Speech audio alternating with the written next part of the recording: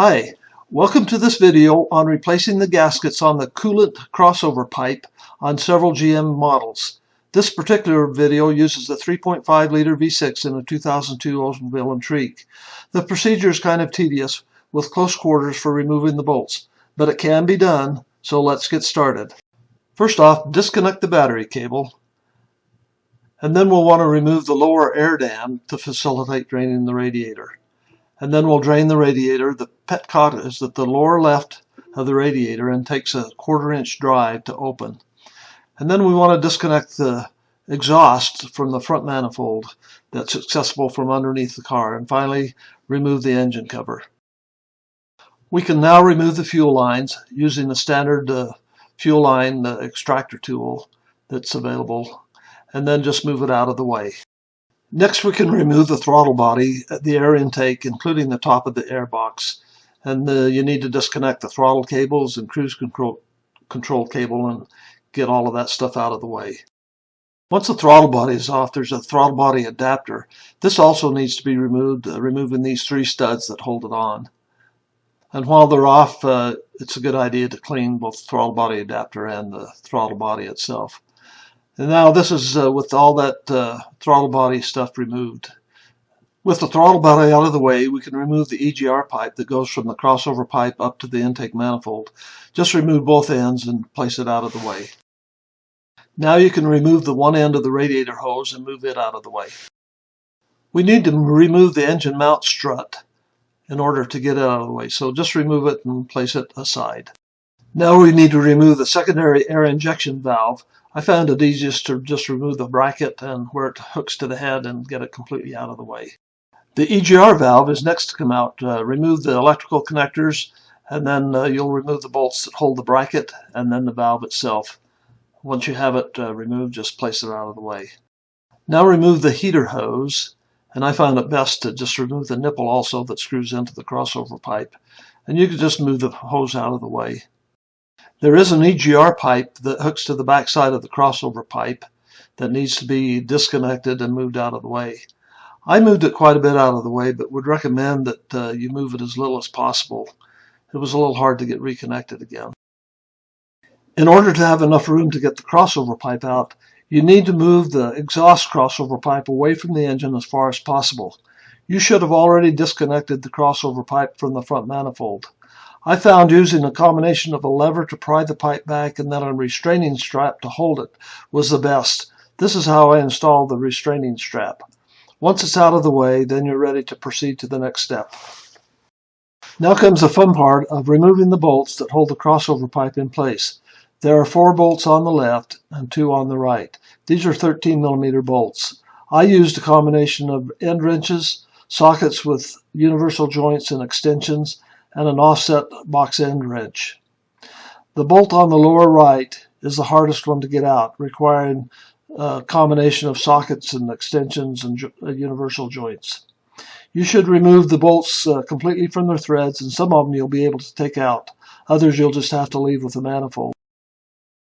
With the bolts backed out of their threads, it is now time to remove the engine mount bracket. Pull the crossover pipe away from the engine as far as you can, and then remove the bolts that hold the engine mount bracket on and remove it. To remove the crossover pipe, tilt the top of it away from the engine as far as you can, and then rotate the pipe out of the engine.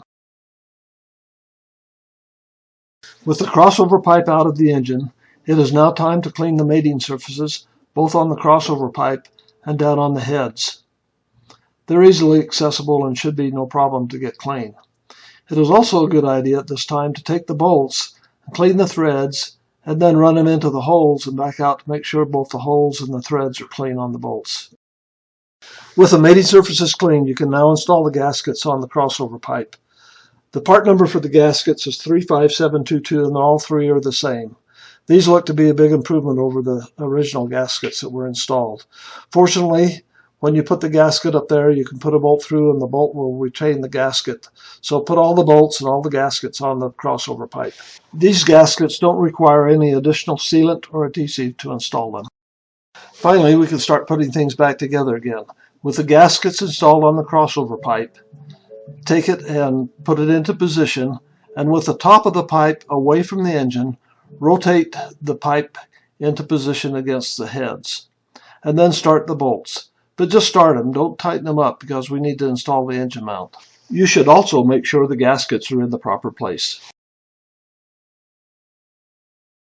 With the crossover pipe pulled away from the engine, you can get the engine mount bracket and install it, and you can fully tighten all 3 bolts that hold on the bracket. You can now tighten the bolts that hold on the crossover pipe. So push the crossover pipe up against the engine and tighten each of the bolts. Again, these are kind of hard places to reach sometimes, and it's a combination of end wrenches, sockets with universal joints, and a offset box end wrench. With the bolts tightened that hold on the crossover pipe, we can now remove the restraining strap and get it out of the way. The next step is to reattach the EGR pipe to the crossover pipe. I found this a little difficult to do, so be patient and get it lined up and reattach it. Next comes the heater hose. With some sealant applied to the threaded end of the nipple, attach it to the crossover pipe, tighten it up, and then attach the heater hose. The EGR valve is next. You may want to have a new gasket for it. So install the valve and then install the bracket and the electrical connections that go along with it. Switching to the front side of the engine now, we can install the secondary air injection valve. Now is a good time to go ahead and install the engine mounting strut as indicated. Next we can install the upper radiator hose to the crossover pipe. And then we can install the EGR pipe that goes from the crossover pipe up to the intake manifold. Well, we're getting close to the end. It's now time to install the throttle body and air intake. You can install the throttle body adapter first using the 3 studs and making sure that you connect the coolant hoses, and you'll probably want to have a new gasket for it as well as for the throttle body. Next you can install the throttle body, making sure you connect the electrical connections and the vacuum connections that go to it. Also attach the throttle cable and cruise control cable. Following this, you can install the air intake along with the top of the filter box and plug in the electrical connections that go with it. And this completes the installation of the throttle body and air intake. Now comes the fuel lines.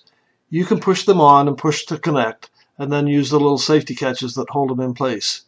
You'll also want to insert the fuel lines into the clips that hold them above the EGR valve.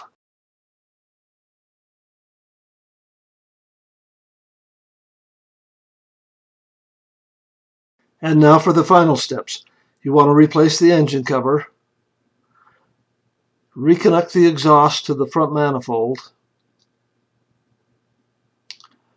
refill the radiator, and then install the lower air dam, and finally you want to reconnect the battery. And this completes the change of the gaskets for the coolant crossover pipe. I hope you've enjoyed this video and it helps you as you change the gaskets in your coolant crossover pipe. I've enjoyed making it.